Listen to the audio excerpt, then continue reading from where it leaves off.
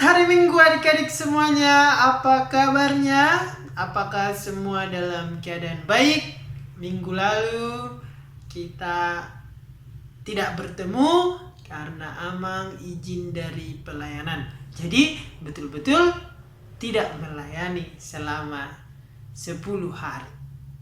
Nah, untuk adik-adik semuanya, selamat datang kembali dan selamat bertemu kembali bersama Amang di ibadah anak sekolah minggu HKBP Natar. Untuk itu adik-adik, sebelum kita memulai ibadah kita, marilah kita bersaat teduh.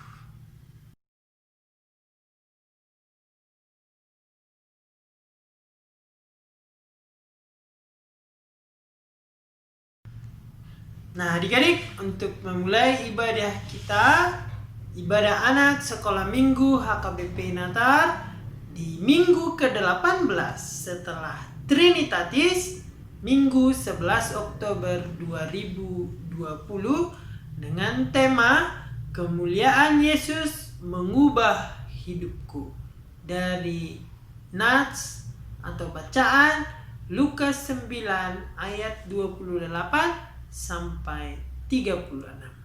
Marilah kita bernyanyi.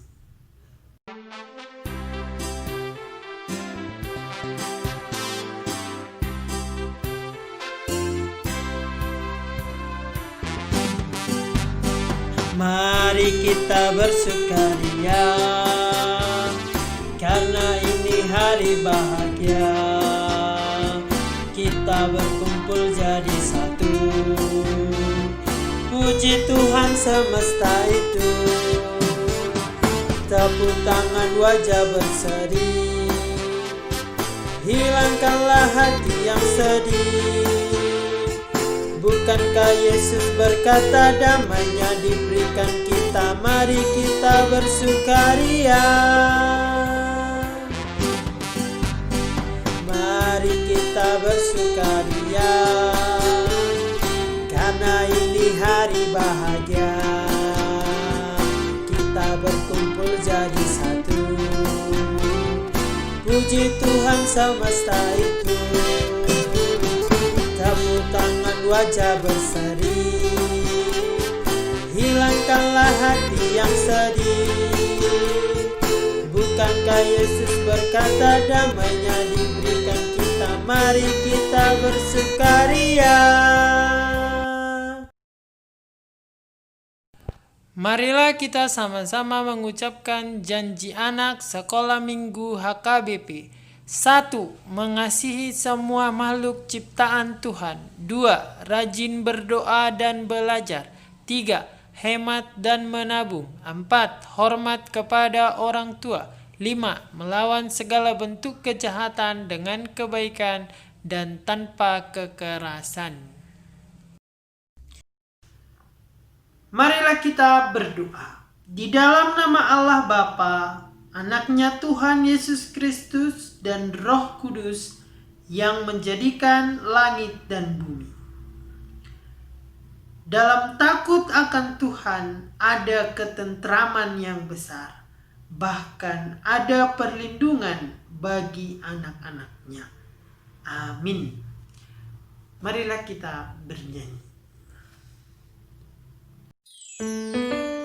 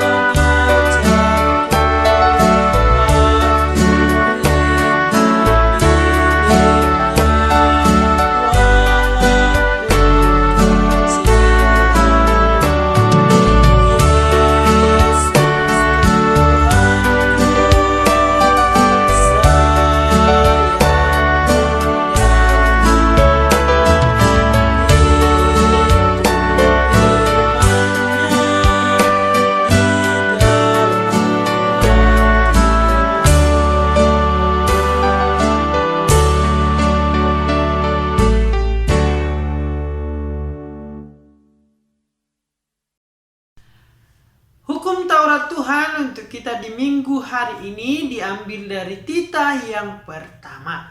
Marilah kita sama-sama mengucapkannya. Titah pertama.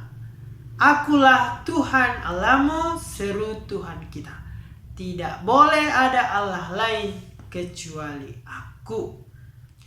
Maksudnya adalah kita harus lebih takut, lebih kasih, dan lebih yakin dan percaya terhadap Allah daripada segala-galanya.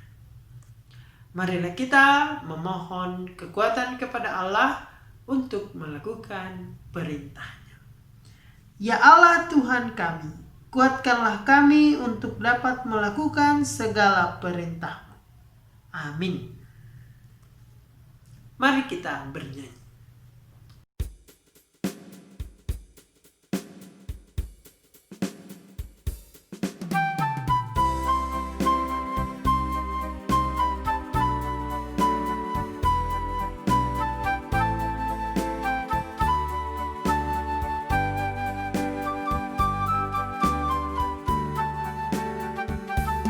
Andai kata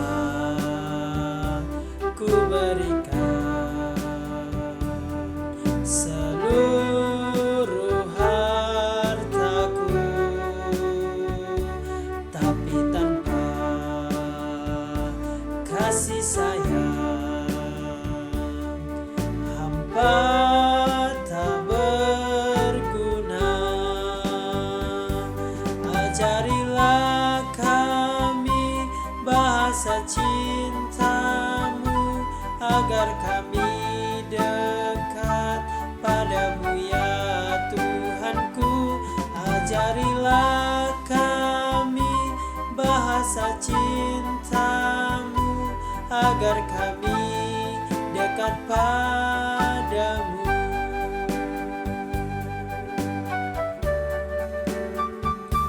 Andai kata ku berikan seluruh hartaku, tapi tanpa kasih sayang, hampa tak berguna. Ajarilah kami bahasa cinta-Mu, agar kami dekat padamu ya Tuhanku. Ajarilah kami bahasa cinta-Mu, agar kami dekat padamu.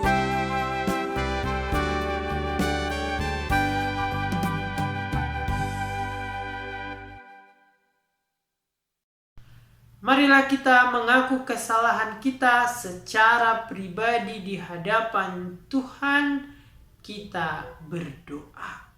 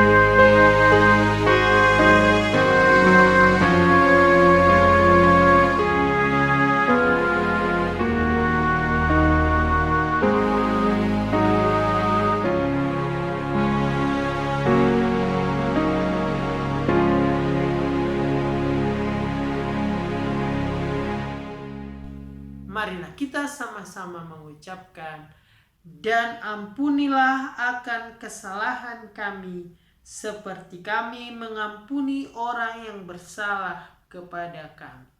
Amin. Adik-adik, ayat bulanan untuk kita pada bulan Oktober tertulis di Roma 12 ayat 16. Marilah kita sama-sama mengucapkannya. Ayat bulanan di bulan Oktober tertulis di Roma 12 ayat 16. Bodohlah yang menyatakan sakit hatinya seketika itu juga, tetapi bijak yang mengabaikan cemooh. Sekali lagi kita katakan, bodohlah yang menyatakan sakit hatinya seketika itu juga, tetapi bijak yang mengabaikan cemooh. Marilah kita berdoa. Berbahagialah orang yang mendengarkan firman Tuhan serta memeliharanya semuanya di dalam hatinya. Amin. Mari kita bernyanyi.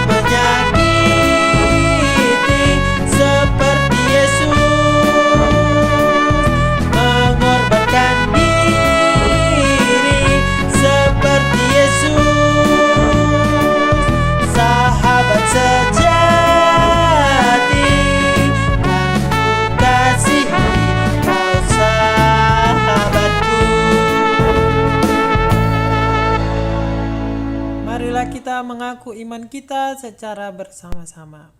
Aku percaya kepada Allah Bapa yang Maha Kuasa yang menciptakan langit dan bumi. Aku percaya kepada Yesus Kristus, Anak Allah yang tunggal Tuhan kita, yang dikandung daripada Roh Kudus, lahir dari gadis perawan Maria, yang menderita di bawah pemerintahan Pontius Pilatus, disalibkan, mati dan dikuburkan, turun dalam kerajaan maut. Pada hari yang ketiga bangkit pula dari antara orang mati, naik ke sorga, duduk di sebelah kanan Allah Bapa yang Maha Kuasa, dan akan turun dari sorga untuk menghakimi orang yang hidup dan yang mati. Aku percaya kepada Roh Kudus, satu gereja Kristen yang kudus, pengampunan dosa, kebangkitan daging, dan kehidupan yang kekal.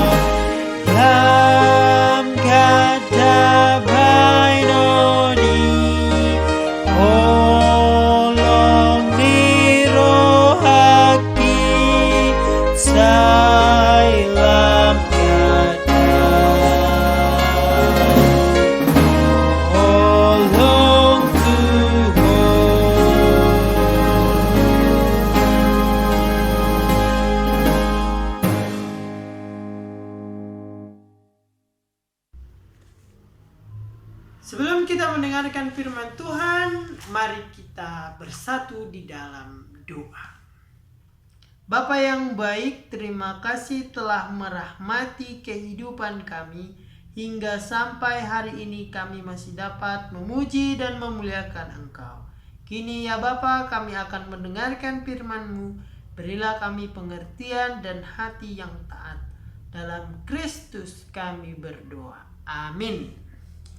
Adik-adik semuanya, bacaan firman Tuhan untuk kita pada minggu hari ini diambil dari Injil Lukas pasal 9 ayat 28 sampai 36. Marilah kita sama-sama membacanya. Kira-kira 8 hari sesudah segala pengajaran itu, Yesus membawa Petrus, Yohanes, dan Yakobus lalu naik ke atas gunung untuk berdoa. Ketika ia sedang berdoa, rupa wajahnya berubah dan pakaiannya menjadi putih berkilau-kilauan. Dan tampaklah 2 orang berbicara dengan dia, yaitu Musa dan Elia. Keduanya menampakkan diri dalam kemuliaan dan berbicara tentang tujuan kepergiannya yang akan digenapinya di Yerusalem. Sementara itu Petrus dan teman-temannya telah tertidur, dan ketika mereka terbangun, mereka melihat Yesus dalam kemuliaannya dan kedua orang yang berdiri di dekatnya itu. Dan ketika kedua orang itu hendak meninggalkan Yesus, Petrus berkata kepadanya, "Guru, betapa bahagianya kami berada di tempat ini. Baiklah kami dirikan sekarang 3 kemah. 1 untuk engkau, 1 untuk Musa, dan 1 untuk Elia." Tetapi Petrus tidak tahu apa yang dikatakannya itu. Sementara ia berkata demikian, datanglah awan menaungi mereka. Dan ketika mereka masuk ke dalam awan itu, takutlah mereka. Maka terdengarlah suara dari dalam awan itu yang berkata, "Inilah anakku yang kupilih, dengarkanlah dia." Ketika suara itu terdengar, nampaklah Yesus tinggal seorang diri, dan murid-murid itu merahasiakannya.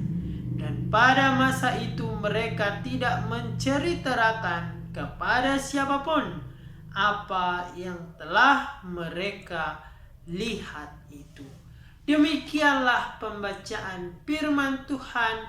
Syukur kepada Allah. Adik-adik semuanya,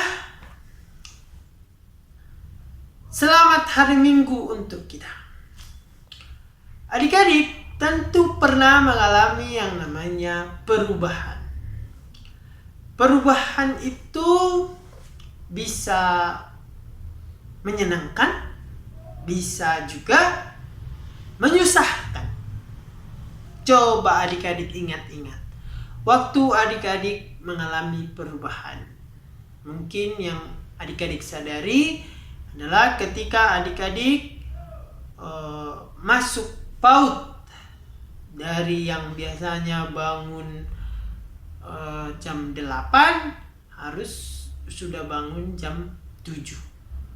Nah, terus pas masuk ke SD yang harusnya bangun jam 7 pas di PAUD harus bangun jam 6.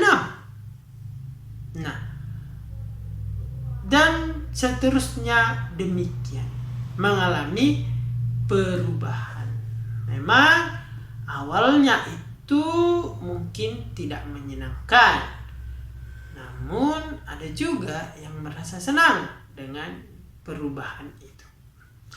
Nah, meski perubahan itu disambut dengan senang atau susah, yang jelas perubahan itu harus kita alami.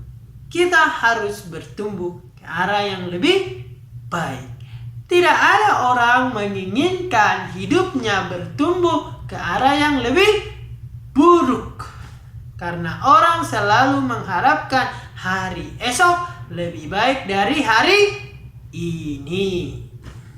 Ya kan? Tidak ada orang mengharapkan hari esok lebih buruk dari hari ini. Nah, adik-adik, Yesus dalam bacaan kita pun mengalami perubahan oleh Bapanya yang di surga atau Allah Bapa. Dan diceritakan tadi Yesus mengajak ketiga muridnya. Siapa saja muridnya yang disebutkan tadi dalam bacaan kita? Ada Petrus, ada Yohanes, dan ada Yakobus.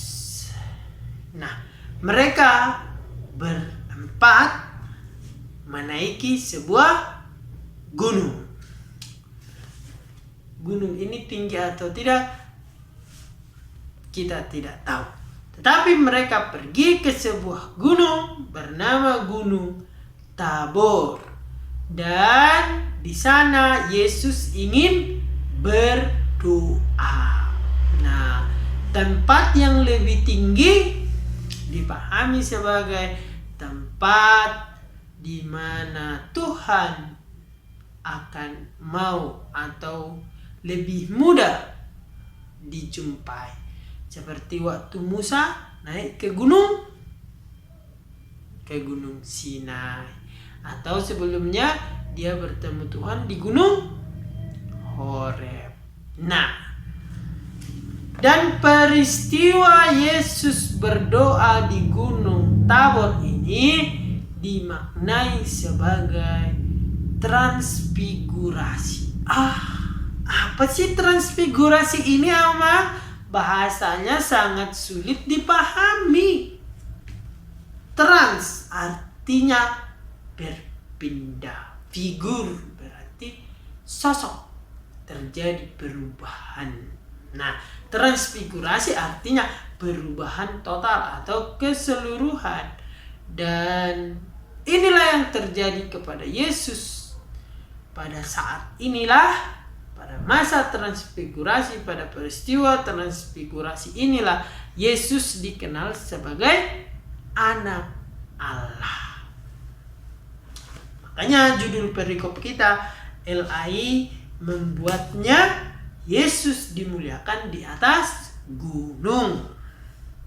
Nah, melalui peristiwa transfigurasi ini, kemuliaan Yesus tampak. Tadi kemuliaannya itu tampak seperti wajahnya glowing. Wajah Amang glowing enggak? Enggak ya. Rusak wajah Amang ini karena di Dadang Ari, di kampung. Nah, dan kemuliaan Allah itu semakin terlihat ketika kehadiran Musa dan Elia. Adik-adik masih tahu Musa itu siapa? Musa dikenal dengan hukum Taurat.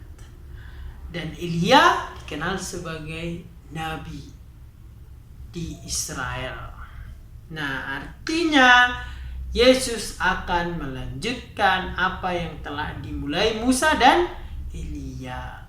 Makanya Yesus datang ke dunia bukan meniadakan hukum Taurat, tetapi untuk menggenapinya. Nah, adik-adik, ketika Petrus, Yohanes, dan Yakobus terbangun dari tidurnya, mereka pun menyaksikan kemuliaan Yesus itu dinyatakan. Lalu apa yang mereka ingin lakukan? Petrus ingin sekali mendirikan 3 tenda. 1 untuk Yesus, 1 untuk Musa, dan 1 untuk Elia.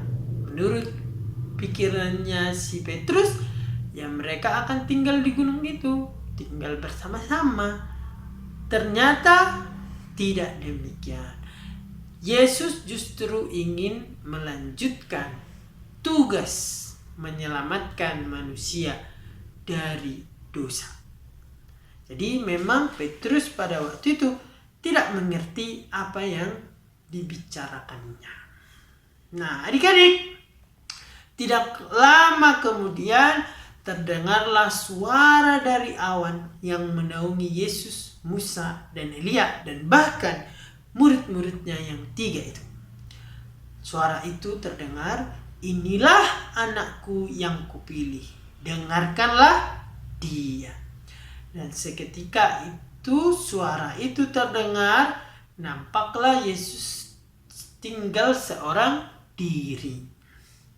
Nah, adik-adik, dari perkataan di atas, Yesus adalah anak Allah yang telah dipilihnya, dipilih oleh Bapa. Tentu kita masih ingat kapan terakhir kali ada pernyataan seperti ini, yaitu saat Yesus menerima baptisan. Lalu ada seekor burung merpati, lalu langit terbuka, terdengarlah suara dari atas yang mengatakan, "Kamulah anakku yang kukasihi." Nah, sementara kali ini dikatakan, "Inilah anakku." Dan pernyataan ini untuk memberitahu kepada murid-murid Yesus itu bahwa Yesus adalah anak Allah, sehingga mereka harus mendengarkan Yesus.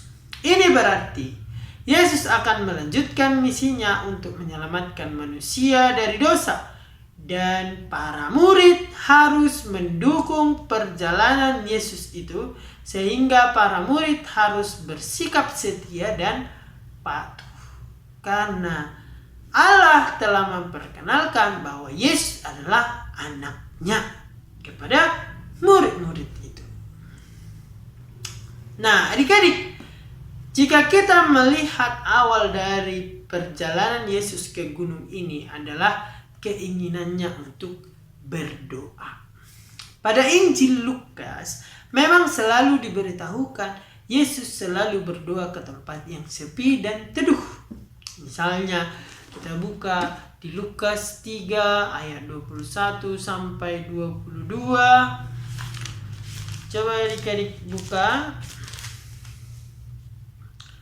Nah, ketika seluruh orang banyak itu telah dibaptis, dan ketika Yesus juga dibaptis dan sedang berdoa. Nah, Yesus dibaptis itu sedang berdoa. Terbukalah langit dan turunlah Roh Kudus dalam rupa burung merpati ke atasnya. Dan terdengarlah suara dari langit, "Engkaulah anakku yang kukasihi, kepadamulah aku berkenan." Di sini dikatakan bahwa Yesus sendiri, "Engkaulah anakku." Sementara dalam transfigurasi ini Tuhan mengatakan, "Inilah anakku." Nah, terdapat perbedaan di sana, dan di transfigurasi inilah pemenuhan, penyataan Yesus itu adalah anak Allah. Dan selanjutnya kita lihat di Lukas 6 ayat 12 sampai 16. Sudah ketemu adik-adik? Nah, mari kita baca bersama-sama. Pada waktu itu pergilah Yesus ke bukit untuk berdoa, dan semalam-malaman ia berdoa kepada Allah. Ketika hari siang ia memanggil murid-muridnya kepadanya, lalu memilih dari antara mereka 12 orang yang disebutnya rasul, Simon yang juga diberinya nama Petrus, dan selanjutnya. Sebelum Yesus memilih para murid-muridnya, Yesus juga berdoa. Nah, adik-adik, kalau membuat sebuah pilihan atau keputusan, apakah adik-adik berdoa terlebih dahulu? Atau ketika adik-adik mau membeli sesuatu barang yang membuat adik-adik mempertimbangkannya, ini berguna atau tidak untukku, apakah adik-adik sebelumnya berdoa? Nah, itu tergantung adik-adik semuanya. Dan di Lukas 9 ayat 18 sampai 20. Kita baca lagi. Pada suatu kali ketika Yesus berdoa seorang diri, datanglah murid-muridnya kepadanya, lalu ia bertanya kepada mereka, kata orang banyak, siapakah aku ini? Untuk mengatakan dirinya siapapun, Yesus terlebih dahulu berdoa. Jadi Yesus ini adalah sosok teladan yang pendoa. Banyak orang sekarang ini, orang Kristen, sudah tidak lagi berdoa. Bahkan ketika makan, orang sudah mengatakan, Tuhan berkatilah makanan ini. Amin. Sudah cukup. Jadi bagaimana kita harusnya bersikap? Apalagi di masa-masa sekarang ini, doa itu sangat dibutuhkan. Dan adik-adik mau lihat bagaimana kuasa doa itu? Ketika Yesus berdoa, apa yang terjadi adik-adik? Wajahnya berubah dan pakaiannya berkilau-kilauan. Jadi adik-adik, berdoa itu bukan saja berbicara dengan Tuhan atau kita hanya mengungkapkan apa yang kita mau, tetapi juga mengalami Tuhan itu sendiri atau merasakan kehadiran Tuhan. Sehingga berdoa adalah cara kita, akses kita untuk mengalami perubahan. Dan doa itu sendiri dapat mengubah segala sesuatu. Itulah kekuatan doa kita. Dan Yesus telah membuktikannya.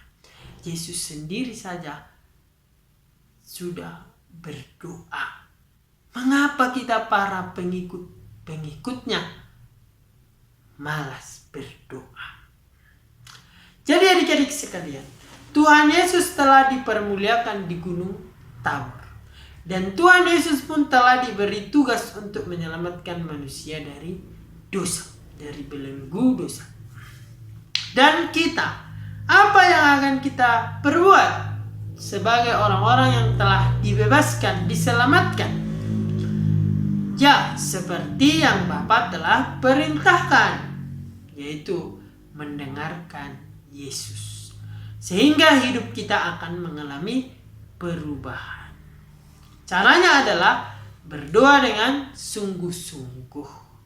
Makanya adik-adik sekalian, perubahan ke arah yang lebih baik, meskipun itu hal yang paling sederhana, itu sudah menunjukkan kita memuliakan Tuhan. Misalnya, dengan tidak membuang sampah sembarangan saja, itu sudah menjadi perubahan yang baik dalam hidup kita. Atau ketika melihat sesuatu berantakan di rumah, lalu kita merapikannya, itu juga adalah bagian dari perubahan kecil. Jadi perubahan itu harus dimulai dari diri kita sendiri, supaya kita mampu menjadi pengikut Tuhan. Dan marilah kita berubah ke arah yang lebih baik. Kiranya hidup kita diubahkan oleh Tuhan Yesus melalui kesetiaan dan kepatuhan kita, mendengarkan Dia dan senantiasa berdoa kepada Tuhan. Amin. Marilah kita berdoa. Syukur kami kepada Tuhan yang telah memberi kami cara mengubah kehidupan dan segala sesuatu dengan ketaatan kami berdoa. Kiranya ya Tuhan, setiap doa yang kami panjatkan adalah untuk perubahan kehidupan kami ke arah yang lebih baik. Ajarlah kami berdoa dengan sungguh-sungguh, agar kami merasakan kehadiran Tuhan dan agar kami mendengarkan Tuhan. Di dalam nama anak-Mu Tuhan Yesus Kristus kami telah berdoa. Amin. Marilah kita mengumpulkan persembahan kita untuk kemuliaan Tuhan.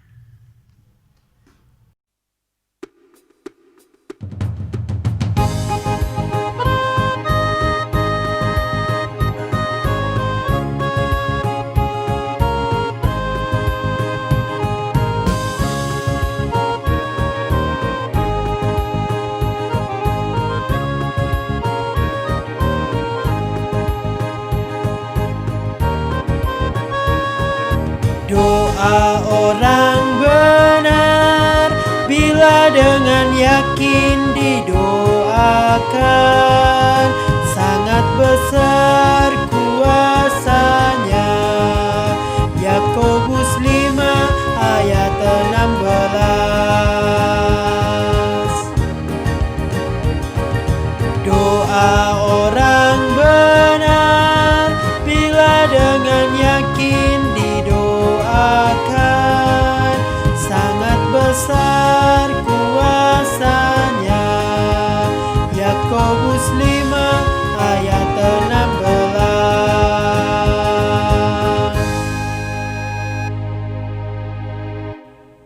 Marilah kita menyerahkan persembahan kita untuk Tuhan. Kita berdoa.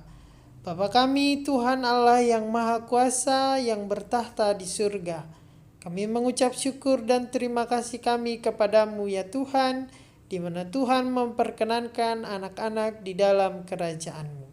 Di sini kami menyampaikan persembahan kami. Kiranya Tuhan menerimanya untuk kemuliaan nama-Mu. Amin. Tuhan karuniamu,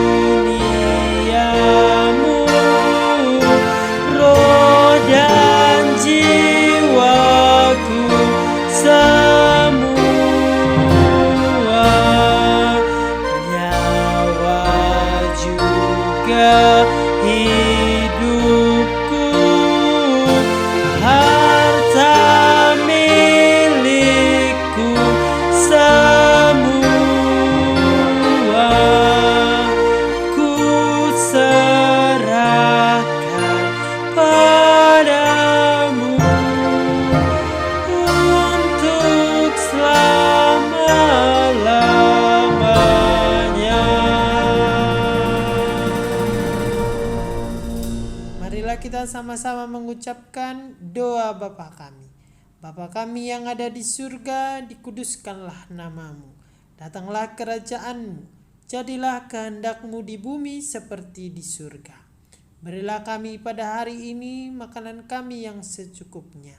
Dan ampunilah akan kesalahan kami, seperti kami mengampuni orang yang bersalah kepada kami. Dan janganlah membawa kami ke dalam pencobaan, tetapi lepaskanlah kami dari yang jahat. Karena Engkau yang mempunyai kerajaan dan kekuasaan dan kemuliaan sampai selama-lamanya. Amin. Kita terima berkat Tuhan. Kiranya Tuhan Allah memberkati kita dan memelihara kita. Kiranya Tuhan menerangi kita dengan wajah-Nya dan dikasihankan-Nya lah kita. Kiranya Tuhan menampakkan wajah-Nya kepada kita dan mengaruniai kita dengan damai sejahtera. Amin. Amin.